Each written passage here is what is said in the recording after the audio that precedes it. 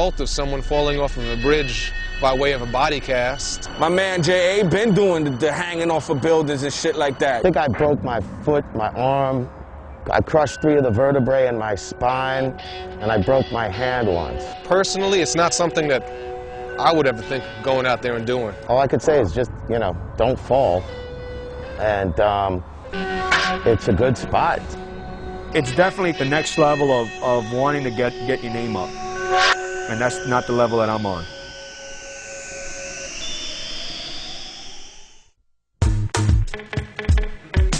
Racking is traditional, man. Back in the early 80s, in the 70s when graffiti on the subways, everybody racked their paint. The more paint you have, the more graffiti you can do. It's got to come from somewhere. You were doing so many trains. I mean, you can't buy paint. I mean, you're little, you're not buying paint. The majority of the people I came up with all grew up in the projects. We were poor. Where else am I going to get 50 cans? Key. Racking was key. I mean, I was good at racking. And the people I knew were good. I mean, these people were stealing like other things before they started stealing paint. These were people that were like thieves. I don't think it's as much a part of the culture now as it once was, but yo, if you told somebody back in the day that you bought your paint, yo, you might as well just hang it up.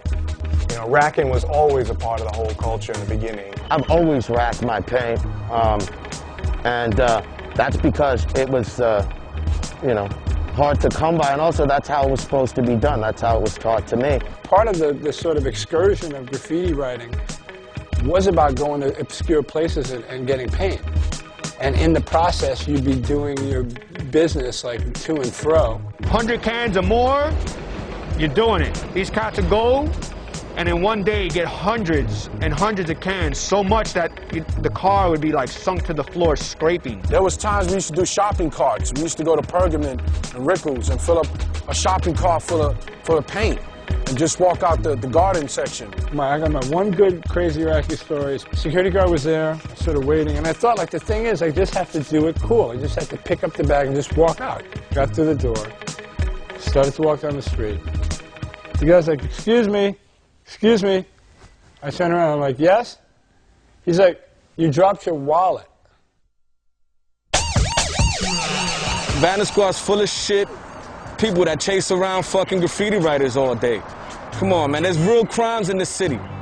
We here to get up, We ain't selling no drugs to nobody. We're not killing the community. We're beautifying the community. What they basically do, man, is they go out and they're like secret operatives, they're like undercover cops that go out and try to infiltrate and try to arrest writers. The Vandal Squad, as I knew it, was just as savvy as any graffiti artist. They were just as well versed about the history of graffiti. They knew who had beef with who and who was bombing where. And in a weird way, that kind of coexisted with writers, because you knew that they were around and you knew that they had a certain list. When we got caught, I was shown a list that actually impressed me.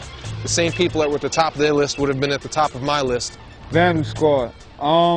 Fuck them niggas.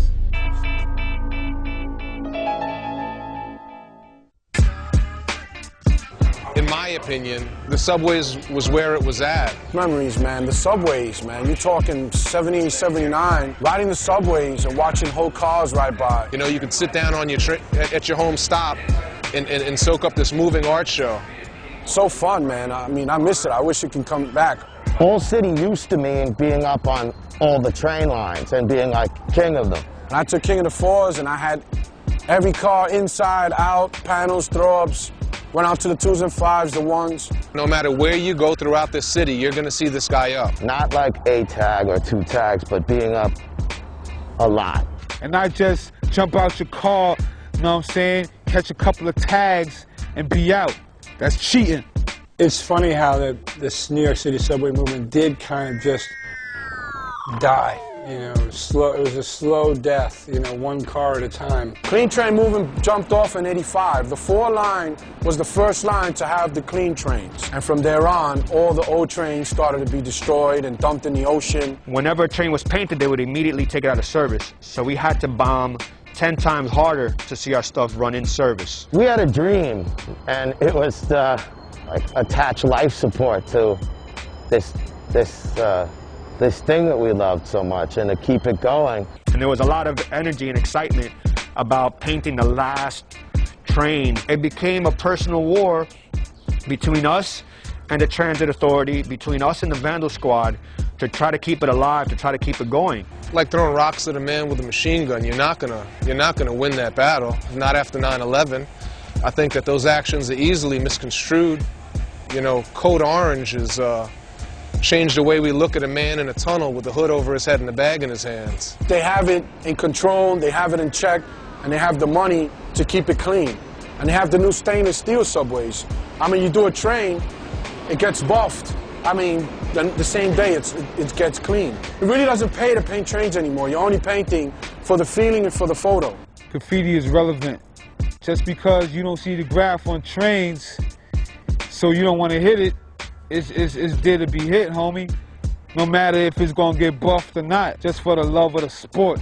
I mean, they won the war, it's all good on the subways, but we won the war in general and long term because now graffiti's worldwide. And that's something you can't stop, and it's art now. Ride the track till the third rail short circuit. Most of graffiti I see around the world at some point was directly influenced by something that they saw that came out of New York. It's global now, put it like that. It's worldwide. It's out in Africa and Russia. I mean, that's amazing. You got graffiti that far. I don't know. I think I'm still tripping on the fact that, like, you know, Sprite and McDonald's sell graffiti in a way. Productions, trains, walls, cars, highways, canvases, shows, sneakers, video games, everything. It's not a ghetto anymore. It's not restricted to that. You know, now it's just not about necessarily a locality or sort of like a lifestyle or, you know, economics. It's just more about attitude. If it gets in the gallery, cool, beautiful. Give me my cheddar. Keep it moving. I don't want anything to do with you. I don't want to meet you. I don't want to talk to you. I don't give a fuck about rich, yuppie people criticizing my shit. Fuck it as an attitude has become probably more important than putting up style. If it moves you emotionally, then it's totally relevant. If you're doing it because it's cool and you want to be some sort of half-baked rebel or some bullshit like that, then it's only as relevant as that can become for you. We're setting the new troops. They're young, they're equipped with new ammo, and they're doing damage and they're getting up, and I love it. We've figured out how to make ink in our own mops, in our own train keys. We figured out how to get in and out of trains undetected. And I'm sure surveillance is going to definitely put a damper on things for lots of people. The graffiti community will find their way around this. Gonna always be here. Since caveman wrote on the walls, man. Can't stop it.